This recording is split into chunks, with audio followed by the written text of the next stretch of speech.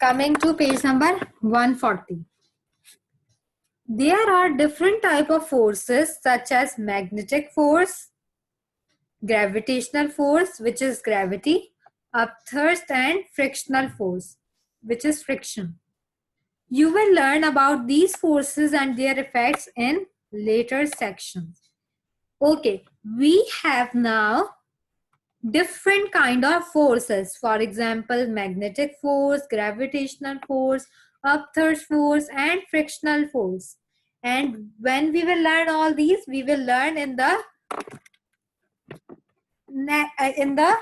later classes as well, and today as well, some of them today as well. So first of all, moving to page number 141. The size and direction of a force. Size of a force. Forces can be weak or strong. The forces of earthquakes and cyclones are strong enough to cause great damage. In the laboratory, the size of a force can be measured by a force meter or spring balance in the unit Newton, which is N. Okay, beta, obviously there are some forces which we can identify them into two categories.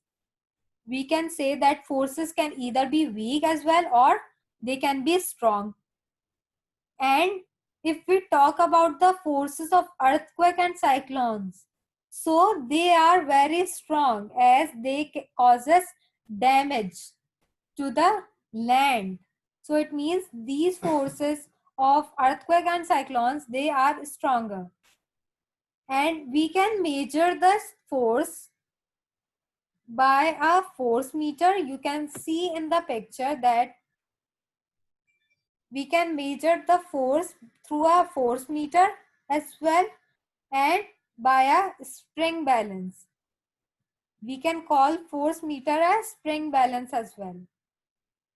And if we want to, if I got that a word box it has a force of 10, if I got the reading of 10, so it means I have to say that it has a force of 10 Newton, because the SI unit of force is Newton. Okay, everyone. Move on to page number 142. A spring stretches when it is pulled and compresses when it is pushed. The larger the force, the more the spring is stretched or compressed. For this reason, springs can be used to measure forces. Okay, a spring stretches when it is pulled. Okay, when do the spring stretches? When we pull it. But it compresses. The spring used to compresses when it is pushed. When we push the spring, it is compressed. And the larger the force, if we apply the force in a larger amount, the more the spring is stretched or compressed. If we are stretching the force in a larger amount, it will stretch more.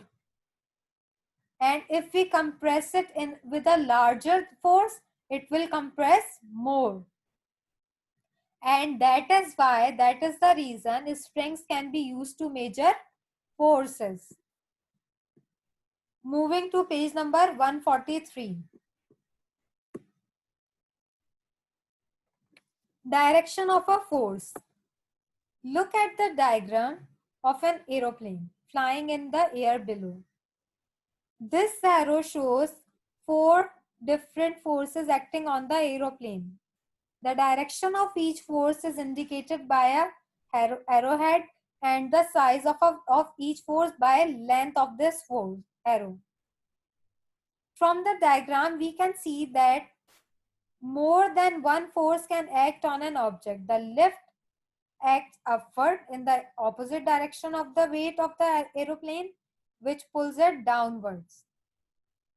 The drag or air resistance acts in the opposite direction of the thrust, which moves the aeroplane forward. What will happen to the aeroplane if the size is 0? How does this drag affect the forward motion of the aeroplane? Beta, they are saying if there is an object, so it's not necessary that only a single force can be applied there. No, we can apply many forces on each object as well. For example, you can see in the picture that an aeroplane is there, which is flying in the air. So it means that the weight of the aeroplane is moving it to the downward, and it is lifting upward in the up direction. It means that the uh, force which is acting downward is called gravitational force, and the force which is acting upward in the air is called air resistance force.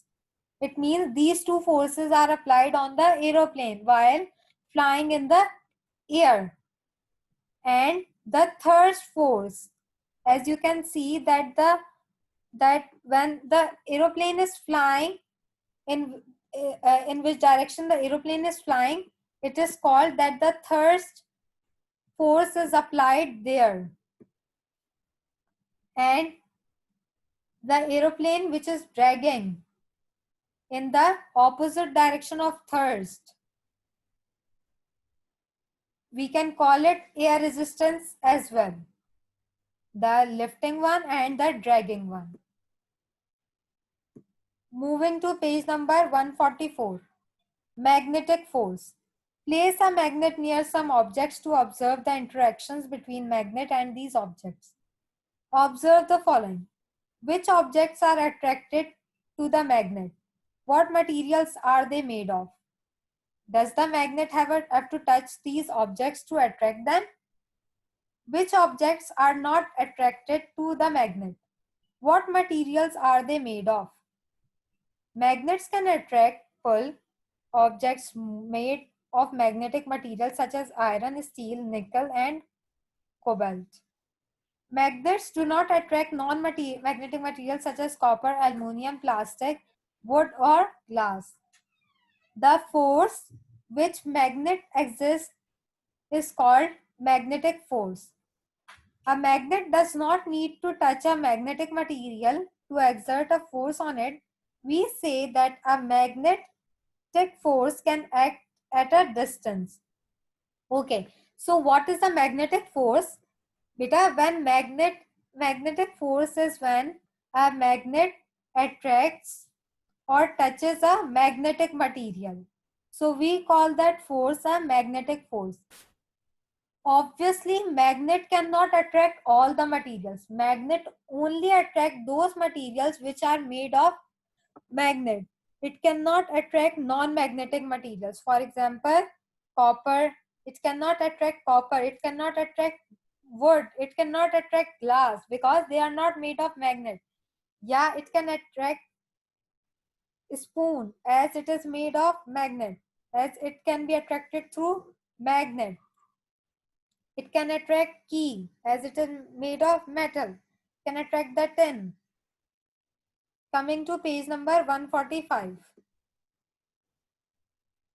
Is magnetic force always a force of attraction?